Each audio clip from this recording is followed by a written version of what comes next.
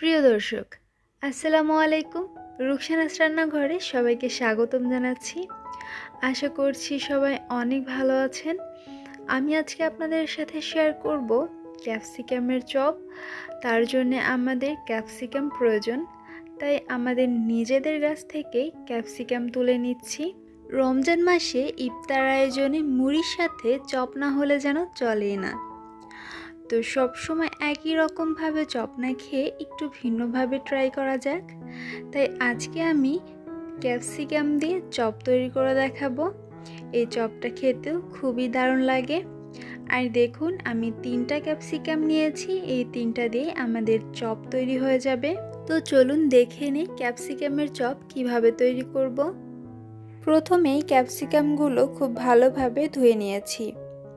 এখন চপ তৈরি করার জন্যে ক্যাপসিকামগুলো কেটে নিতে হবে। আর আমি এভাবে রিং করে কেটে নিয়েছি। সবগুলো ক্যাপসিকামই এইভাবে রিং রিং করে কেটে নিয়েছি। তবে আপনারা চাইলে আপনাদের মনের মতো অন্যরকমভাবেও কেটে নিতে পারেন। আবার চাইলে ক্যাপসিকামের চপের জন্য এইভাবেও ক্যাপসিকাম কেটে নিতে পারেন। আর ক্যাপসিকামের মধ্যে যে বিচিগুলো থাকে আর শাঁস থাকে সেগুলো কিন্তু আমি ফেলে দিয়েছি।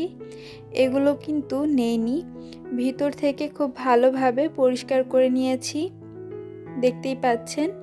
এখন এগুলো সাইডে রেখে দিচ্ছি। আর চপ তৈরি করার জন্য একটা ভাজা মশলা বানাবো। এর জন্য একটা কড়াইতে কিছু শুকনো মরিচ দিয়ে দিচ্ছি। শুকনো মরিচটা হালকা একটু টেলে নিতে হবে। আর দেখুন, আমি হালকা একটু শুকনো মরিচগুলো টেলে নিয়েছি। এখন দিয়ে দিচ্ছি গোটা ধনিয়া,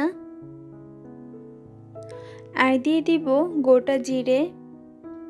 তবে ধনিয়ার থেকে জিরের পরিমাণটা কিন্তু একটু কম থাকবে। আর দিয়ে দিচ্ছি 4টে এলাচ আর গোলমরিচ। আপনাদের কাছে কালো গোলমরিচ থাকলে কালো গোলমরিচও দিতে পারেন। সব কিছু আমি হালকাভাবে টেলে নিয়েছি। এখন আমি বেসনের ব্যাটারটা তৈরি করে নিব। তার জন্য একটা বোলের মধ্যে 1.5 কাপ বেসন নিয়ে নিচ্ছি। আর দিয়ে দিচ্ছি হলুদের গুঁড়া, মরিচের গুঁড়া এবং ধনিয়া গুঁড়া। আর দিয়ে দিচ্ছি বিট লবণ সামান্য। আর দিয়ে দিচ্ছি পরিমাণ মতো লবণ এবং পরিমাণ মতো পানি দিয়ে দিচ্ছি। এখন হাত দিয়ে ব্যাটারটা ভালোভাবে তৈরি করে নিতে হবে। একবারে অনেক পানি না দিয়ে অল্প অল্প করে পানি দিব আর ব্যাটারটা তৈরি করে নিব। কারণ ব্যাটারটা কিন্তু ঘন হবে, বেশি পাতলা হবে না। দেখুন, এই পর্যায়ে আমি বেকিং পাউডার দিয়ে দিচ্ছি সামান্য। আর দিয়ে দিচ্ছি সামান্য ভাজা মশলা। শুরুতেই আমরা যে গোটা মশলাগুলো ভেজে নিয়েছিলাম সেটাই গুঁড়ো করে নিয়েছি। তবে এগুলো কিন্তু শুকনো উপকরণের সাথে দিতে পারেন, তবে আমি এই সময়ই দিয়ে নিয়েছি। ব্যাটারটা একদম তৈরি হয়ে গিয়েছে। এখন চপের জন্যে আলুর পুরটা তৈরি করে নিব। তার জন্য একটা ফ্রাই প্যানে সামান্য সরিষার তেল দিয়ে নিচ্ছি। সরিষার তেলটা কিন্তু অল্প করে দিতে হবে। তেলটা একটু গরম হওয়ার পর এর মধ্যে দিয়ে দিচ্ছি আদা কুচি এবং রসুন কুচি। তেলের উপর আদা রসুন কুচি দেওয়ার পর দেখবেন খুব সুন্দর একটা স্মেল বের হচ্ছে।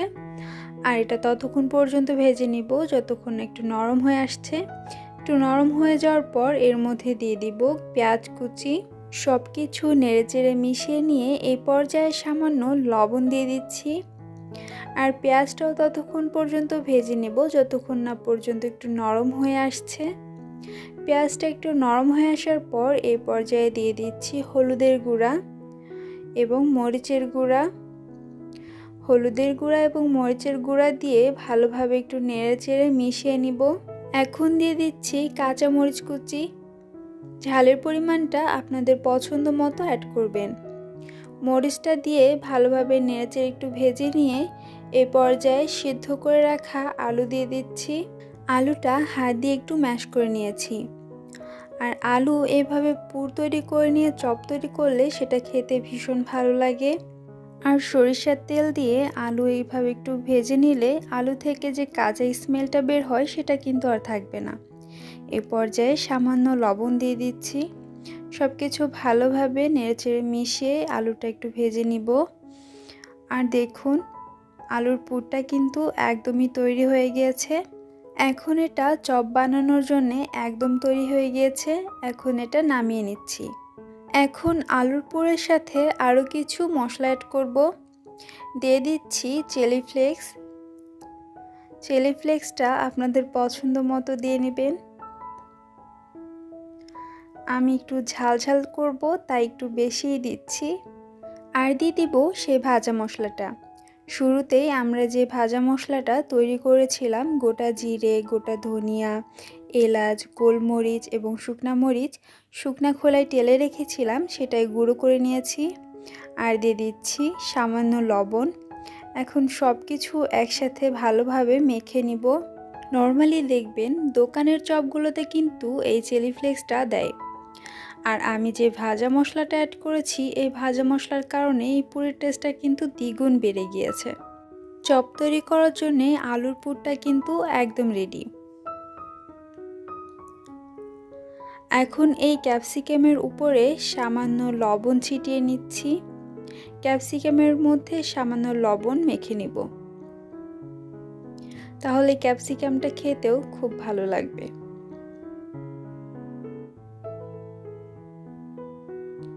ক্যাপসিকামের মধ্যে সামান্য লবণ মেখে নিয়েছি। এখন একটা করে ক্যাপসিকামের পিস নিচ্ছি আর এর মধ্যে আলুর পুর দিয়ে দিব। আলুর পুর দিয়ে ভালোভাবে সেট করে নিতে হবে। কাজটা কিন্তু একদমই ইজি, একটু দেখলেই বুঝতে পারবেন যে কিভাবে করছি। ক্যাপসিকামের মধ্যে আলুর পুরটা খুব ভালোভাবে সেট করে নিয়েছি, দেখতেই পাচ্ছেন। আমি সেমভাবে আরও একটা বানিয়ে দেখাচ্ছি। আবারও একটা ক্যাপসিকামের রিং নিয়ে নিলাম আর আলুর পুরটা সেমভাবেই আবারও সেট করে নিব। আপনারা চাইলে যে কোনো এক কালারের ক্যাপসিকাম নিতে পারেন। আমি 2 কালারের ক্যাপসিকাম নিয়েছি। সেমভাবে আমি আরও একটা তৈরি করে নিলাম। একইভাবে সবগুলো তৈরি করে নিয়েছি। যেভাবে আমরা আলুর চপ তৈরি করি, সেমভাবেই ক্যাপসিকামের চপগুলো তৈরি করে নিয়েছি। এখন এগুলো ভেজে নিব। তার জন্য একটা কড়াইতে পর্যাপ্ত পরিমাণে সয়াবিন তেল গরম করে নিয়েছি। এখন বেসনের ব্যাটারের মধ্যে ক্যাপসিকামের রিংগুলো ডুবিয়ে তারপর তেলের মধ্যে দিয়ে ভেজে নিতে হবে। বেসনের ব্যাটারটা কিন্তু ঘনই রাখতে হবে। বেশি পাতলা হলে কিন্তু ক্যাপসিকামের গায়ের সাথে লাগতে চাইবে না। ক্যাপসিকামের রিংগুলো বেসনের মধ্যে ডুবিয়ে তেলের মধ্যে ছেড়ে দিচ্ছি। এই পর্যায়ে চুলার আঁচটা কিন্তু মিডিয়ামে রেখেছি। চুলার আঁচটা মিডিয়ামে রেখেই চপগুলো আস্তে ধীরে ভেজে নিতে হবে। চপগুলো দিয়ে এক সাইড হয়ে গেলে অপর সাইডটাও উল্টিয়ে দিব। চপগুলো উল্টে পাল্টিয়ে খুব ভালোভাবে ভেজে নিতে হবে। দোকান থেকে কিনে আনা খাবারের থেকে বাসায় তৈরি করলে সেটা খেতেই বেশি ভালো লাগে। তবে মাঝে মধ্যে স্বাদ বদলের জন্য দোকান থেকে কিনে এনে খাওয়া যেতেই পারে। চপগুলো গোল্ডেন ব্রাউন কালার করে ভেজে নিব। দেখুন চপগুলো কিন্তু খুব সুন্দর একটা কালার চলে এসেছে। এখন চপগুলো তুলে নিচ্ছি। ভালোভাবে তেল ঝরিয়ে তুলে নিব। চপগুলো তেল ঝরিয়ে একটা টিস্যুর উপরে রাখবো, তাহলে চপের সাথে যে এক্সট্রা তেলটা আছে সেটা কিন্তু টিস্যুতে টেনে নেবে। সেমভাবে আমি বাকি চপগুলো ভেজে নিব। উল্টে পাল্টে খুব ভালোভাবে চপগুলো ভেজে নিতে হবে। এই চপগুলো গোল্ডেন ব্রাউন কালার হয়ে গিয়েছে। চপগুলো ভাজা হয়ে গিয়েছে। আমি এখন এগুলো তুলে নিচ্ছি। একইভাবে আমি সবগুলো চপই ভেজে নিয়েছি। আর চপগুলো দেখতে খুবই ইয়াম্মি লাগছে আর খুবই টেস্টিও হয়েছিল। এই চপগুলো এমনি এমনি খেতেও খুবই ভালো লাগবে, আবার চাইলে মুড়ি দিয়ে খেতেও দারুণ লাগবে। আলুর চপ তো সবাই অনেক খেয়েছেন, এবার এভাবে ক্যাপসিকামের চপও বাসায় ট্রাই করে দেখবেন। আশা করছি খুবই ভালো লাগবে।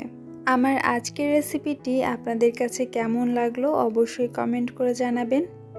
আর আমার চ্যানেলটি সাবস্ক্রাইব করতে একদম ভুলবেন না। আর পাশে থাকা বেল আইকনটি প্রেস করে রাখবেন।